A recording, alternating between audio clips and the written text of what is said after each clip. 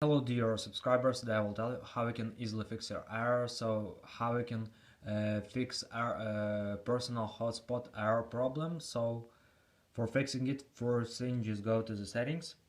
In the settings you need to find mobile data, so just open it. Now you just need to turn on your mobile data, because personal hotspot needs your mobile data, so it's just share your mobile data to other devices, so you need to turn on here.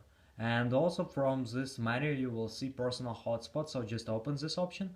And now you need to choose allow other to join, so just enable this option, because it will help other to join to your personal hotspot. And other, you will see your Wi-Fi password, so just tap on it if you want to change it. And also here you can see that other device need to turn on Wi-Fi and also turn on Bluetooth for connecting to your personal hotspot. And if you still have this issue, so just try to go to the general.